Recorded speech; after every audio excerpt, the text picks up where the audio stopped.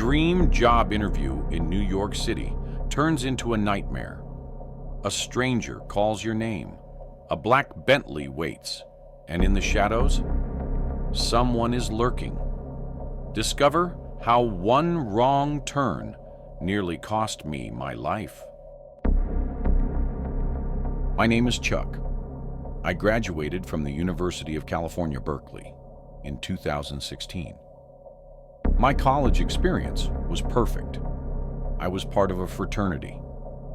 I managed my studies well and spent just the right amount of time chasing girls. I'm actually still friends with a lot of my old frat brothers, and I recently got engaged to my fiancée, Rosie, whom I also met at Berkeley. If you had asked me my opinion of Berkeley when I was a freshman, though, I can assure you that my answer would be very, very different. What I'm about to tell you is one of the main reasons why. I was never overly ambitious in high school. The Berkeley atmosphere was extremely foreign to me, and it was weird being surrounded by so many self-proclaimed high achievers. As a freshman, I was quickly swept up into the frenzy of career development and planning the next 30 years of your life as an 18-year-old. Silly, I know, but that was the nature of my school at the time. If you wanted to get any sort of offer in the business world, having a strong LinkedIn profile was a necessity. I can still remember the stress of cultivating a professional image online, as if my future hinged on which people I connected with and what skills I listed. Regardless, I checked all the boxes and began my search for a summer internship. It wasn't long before my inbox chimed with an actual meaningful message. To my genuine surprise, a prestigious business firm had reached out to me, expressing interest in my profile. It wasn't one of those bot messages either. The substance of the message indicated that this was actually a unique message, designed specifically for me. I read it over like 6 times before finally responding, and after about a day and a brief correspondence, I was invited to a first-round interview. I spent hours researching the company, so I'd know what to expect come the interview, and I prepped myself with all the sample questions I could find. I soon got a message from a guy named Armand Slowinski. I'll never forget that name for as long as I live. He stated that he was to be my interviewer, and naturally the first thing I did was do some background research on the guy. However, excitement soon gave way to puzzlement. I scoured LinkedIn for Armand's profile, expecting to glean some insight into the person I'd soon be meeting. Strangely, I found nothing. No trace of their professional footprint, no social media, nothing. I shrugged it off, attributing it to perhaps a preference for privacy, or something like that. Armand and I agreed on a day and time, and he gave me the interview location. I searched it up on my phone and realized that it was some random coffee shop in Oakland. This is when I started getting confused. Why would an interview not take place in Berkeley? We had tons of coffee shops and perfect places for interviews in our college town, so I was just perplexed. The address online seems pretty normal though, so I didn't think much of it. A day before the interview, I told my friend Riley about the situation. He was even more confused than I was, telling me that the situation seemed fishy. I agreed with him, but I figured it was worth it for the position I might be getting. He asked me how I was getting there, and I told him I was Ubering. He offered to give me a ride, as he wasn't doing anything at the time. I thanked him and took him up on his offer. Little did I know I might not even be telling the story if he hadn't offered to drive me. It was 4 o'clock in the afternoon the next day, and Riley rolled up to my dorm. Admittedly, I was extremely nervous, and this was one of my first interviews. I got in the car, and we were off. 20 minutes later, I told Riley to drop me off on the street, as I didn't want to be seen having a friend drop me off for an interview. I thanked him, and he offered to wait for me. I asked him if he was sure, and he smirked, pulling out a big bag of weed from inside of his dashboard. I laughed, then shut the door. I walked the couple minutes to the location and froze in my tracks. I looked up at the literal construction site in front of me. There was no coffee shop. Even stranger, this entire area wasn't residential at all, like all of the buildings looks closed or private. Confused, I double-checked my phone and confirmed that I was in the right location. This entire block must have been recently demolished, so recently that even Google Maps hadn't updated. I pulled out my phone to call Riley, but before I could, a booming voice rang out behind me. Chuck exclaimed, a deep voice. I whipped around and was met with the appearance of an absurdly tall man, wearing an expensive-looking black suit. Thank God, I thought, grateful that this whole ordeal hadn't been some kind of setup. His presence was commanding, yet oddly out of place amidst the derelict surroundings.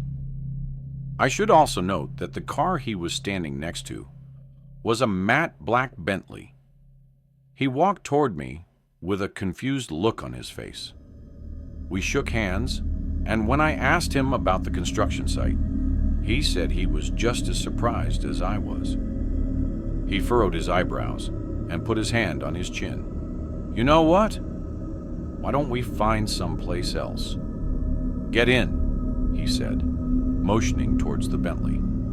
He walked back to the car and shouted over his shoulder, "Shotgun's all yours."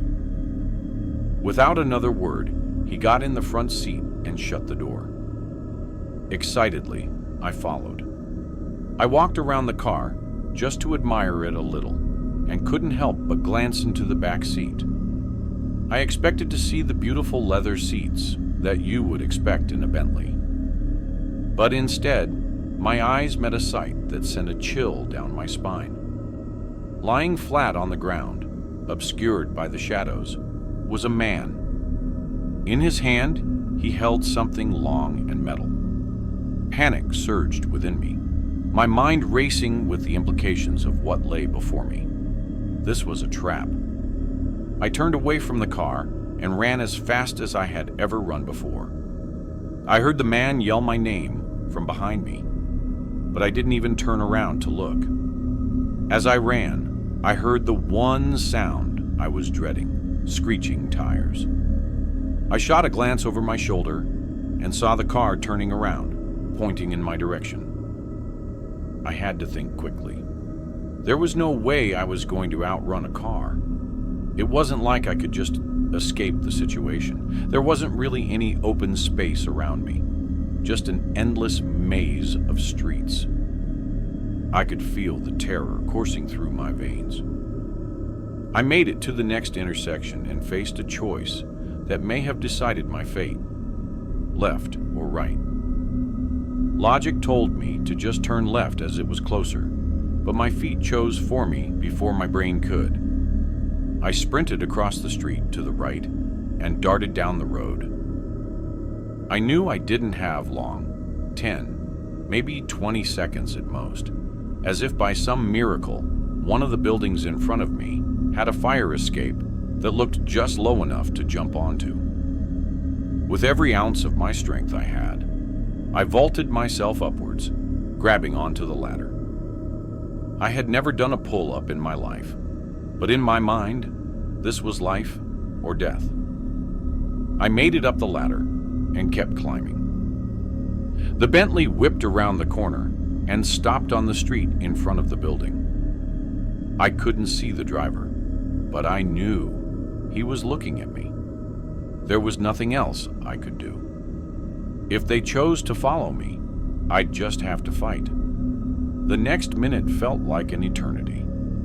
The car stood there a little while longer and then accelerated down the street, turning left to never be seen again. I couldn't breathe. I pulled out my phone and called Riley, basically screaming into the phone about what happens. I stayed on the fire escape until he found me. I got in the car and we sped off in silence. The aftermath of this whole thing was pretty uneventful. I sort of blocked it out of my brain and refused to talk about it, even with Riley. As far as I was concerned, it never happened. But as much as I tried, there are times, like right now, when I can't help but recall every horrifying detail of what could have been the last day of my life. But first, did you know that 98% of people who watch my videos aren't subscribed? That means you. And yes, I am speaking specifically to you. Probably aren't. So now would be a great time to leave a like on the video and subscribe. Anyhow, this is a fresh story happening pretty recently. My family and I were driving to college to help me move in, as I'm currently a first-year student. Once we arrived, I found out that I would be living in a Jack and Jill, which means you and another room share the same bathroom. So essentially I'd be living with 3 other guys. I already knew one of them. In the other room, we met at orientation and got to know each other. His roommate doesn't matter for this story, though. It's my roommate, Demora, who I'm going to talk about. I got his socials beforehand, and we exchanged information. Prior to moving in, I tried talking to him on Instagram to get to know him better, but his replies seemed dry. On top of that, his profile seems like one of those Discord mods that you see on Instagram Reels or TikTok. Once we moved in, I met him, and ironically, he looked like a Discord mod, except he had a skinny build around my height. He looked very pale and had a peach fuzz mustache. I tried talking to him again. His talking style matched his texting style and seemed very introverted. He stuttered a lot and always tried to end the conversation as quickly as possible. I tried to lighten him up by asking what kind of music he listens to, but he said he doesn't, as music would. Couldn't fill his cup of emptiness. To make things more weird, when he set up his PS5, he immediately started gaming. It's not him gaming that's weird, it's what he does when he games. Demora makes these weird grunting noises, violently shakes his body, and laughs when he spams the controller. And he puts his feet in his desk cabinet, occasionally grabbing his feet and pulling them towards his body during his shakes as well. He whispers to himself as he plays by himself or with his online friends. And he usually repeats what he whispered twice in a gigglish manner. He stays in the room 24/7 and almost never does homework. His movements alone freak me out as I'm trying to sleep, but there's more to the story. Sometime around the first week, I went out with some friends that I met in my dorm building, and I came back pretty late to my dorm, around 1 a.m. Demora looked asleep in his bed, so I nudged it off. As I went to my cabinet, which was right next to my bed, I felt my arm hairs get goosebumps and felt the urge to turn around. So I did. Demora was staring right at me with a slight grin on his face. I yelped and said, "Holy fuck, Demora, why are you looking at me like that?" He laughed it off and said, "Dark time," and turned around to face the wall. This creeped me out, and it happened, I want to say, 3 more times. I tried to move out, but my college said they didn't have any dorms open. So I tried to move into the other room. But one of the other roommates didn't want to leave as well. This meant I was stuck with Demora for the semester, and I just had to deal with it. About 3 months passed by and I come back from my English class. When I opened the door to my dorm, Demora stood up in a panic, asking me why I'm back so early. This was weird, as my English class actually ended late, hence me getting back late. I asked him if he needed the room to himself, and he declined, striking some weird pose that looked like it was from some anime. And he said that I shouldn't be worried at all. I visibly cringed at him, and his statement only made me more uncomfortable. I noticed he had a box on his desk, and when I brought it up, he told me that it wasn't important. I shrugged it off. At this time, I noticed that my iPhone charger and my scissors were missing. I asked Amora if he saw it, and he said he had it.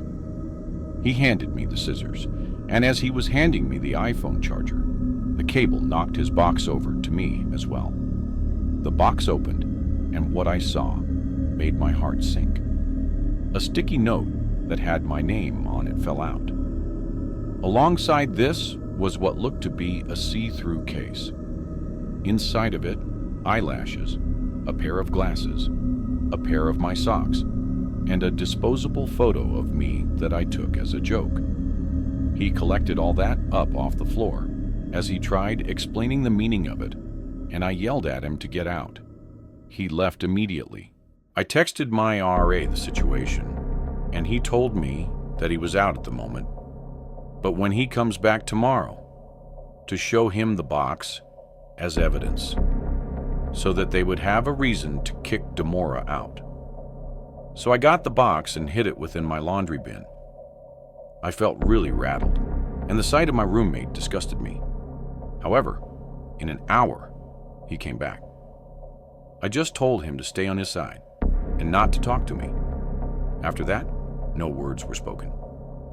I tried to stay awake, out of fear that he might try to find the box, but after it being a long day, I fell asleep around 2 a.m. When I woke up, I saw Demora was gone, and it felt good seeing him out of the room for once. But then I remembered the box. I went to my laundry bin, and it was gone. I panicked, and not long after my RA was knocking on the door. I let him in and told him the story. While he did believe me, he said he can't do anything without that box. Otherwise, he'd just be going off my word alone, which isn't much. I felt like I was losing my mind. The RA left, and about 5 hours later, Demora came back. I asked him what he did with the box. He played dumb and said, "What box? I don't know what you're talking about." I pressured him to stop playing dumb, but Demora kept denying it.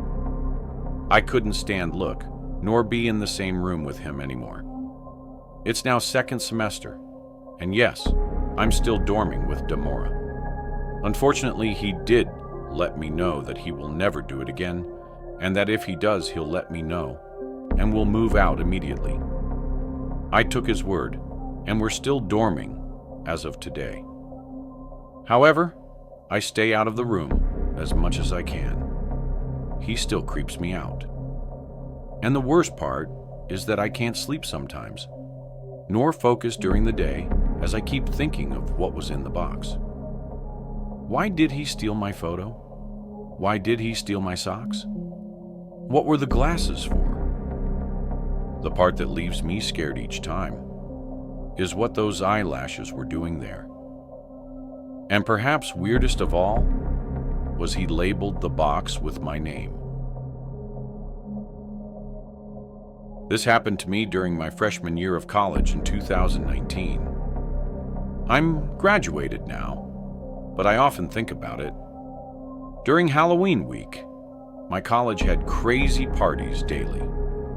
I attended a Big Ten school, so there are always fraternity costume parties, and even the bars make people dress up. It gets pretty wild. Lots of booze, lots of police, and lots of memories. This event happened to me on the Saturday of Halloween week. Our football team had a huge win that day, and my friends and I were going to this one particular fraternity off campus to celebrate the victory. We knew about this because one of my friends, Alexandra, was dating a guy on the team. We got to the frat party around 11 o'clock, and things got pretty crazy. Everyone was getting drunk really fast, and we were all booing the school that we beat and different chants while the music blasted. I was taking shots and dancing with all my friends, having a blast. It's critical to note that my phone had died during this time. I had given it to Alexandra to put in her purse. Later, I told my friends that I had to go to the bathroom and to wait for me by the DJ booth. We were all pretty intoxicated at this point. Well, I was in the bathroom peeing. I heard some frat brother in the house scream "cops" at the top of his lungs, and people started screaming and scrambling to get out of the house. I sprinted out of the frat house and was greeted by multiple cop cars and lights flashing. People were sprinting in different directions. Some cops were already talking to the frat brothers, while others were trying to catch underage people. In my intoxicated state, I realized I didn't have my phone. I started yelling out for my friends while avoiding the cops. Realizing I wasn't going to be able to find them in the crowd, I decided to start making my way home, even though I wasn't entirely sure how to get home. This frat house was pretty far off campus, in a different part from other frats. I started making my trek home, and it was absolutely freezing. Even though it was only October, it was like 37 degrees that night. I'm still heavily tipsy, but conscious of everything around me. After a while, I knew I needed a break to warm up and hopefully sober up. I saw a building that looked like one of the academic buildings I'd heard about, so I approached it, opened the door, and stepped inside. It was pretty dark in there, but a few exit signs at different door entrances illuminated a decent portion of the inside. After 5 minutes, I started to sober up a little bit and realized I wasn't in an academic building. I was in a warehouse. I was much warmer, but I became nervous about the eerie feeling around me. I went to open the door, and a pit sank in my stomach. It was locked. How could it have been opened if it was locked from the inside? I started to make my way towards a door near the exit sign.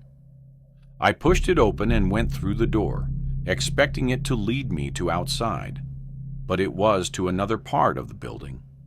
This room was much smaller, illuminated by a low red light. There was a buzzing noise in the room from some machine. I could see chains hanging from the ceiling and steam in the room.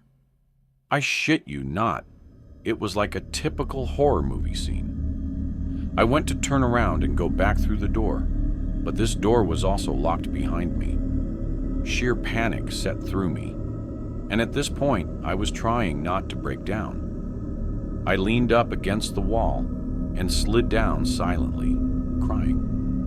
This is when I heard it. A door slammed shut and footsteps.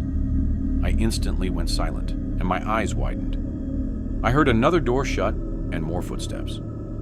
It was getting closer to my area. I saw the door next to me.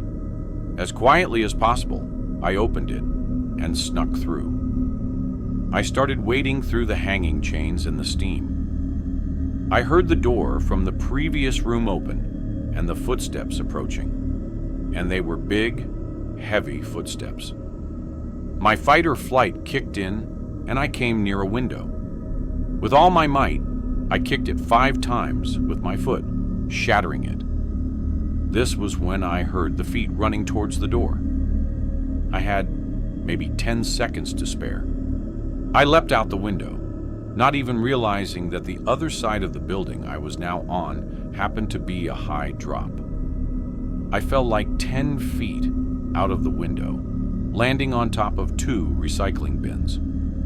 I pushed myself off, shocked by the impact, and looked up at the window.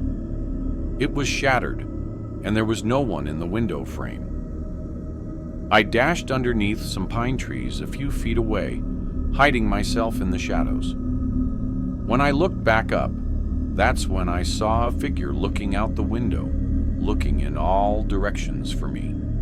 My whole body went numb in fear. As quietly as I could, I snuck across the street and ran. I ran for my life as fast as I could, for I didn't know how long until I recognized the side of campus my dorm was on. I got back to my dorm, and my friends were waiting for me outside, panicked and freaking out. They told me I had been gone for almost 4 hours. The following day, I told them of my experience. My friends' mouths hung open as they listened to me talk. After further discussion, I discovered that it was a building that hadn't been used in several years. The pit in my stomach hit me again. Whoever was in the building wasn't a cop. He wasn't night security. This was some random person after me. It still makes me sick to this day. If I hadn't been more quiet or thought as quickly, I could be dead. Even though I tried to find out information, nothing came up. It still remains the scariest thing that's ever happened to me. If you enjoyed this video, don't forget to hit the like button and subscribe to the channel for more amazing video. Turn on the notification bell so you don't miss any updates. Alright, that's it for today. Take care, and I'll see you in the next one.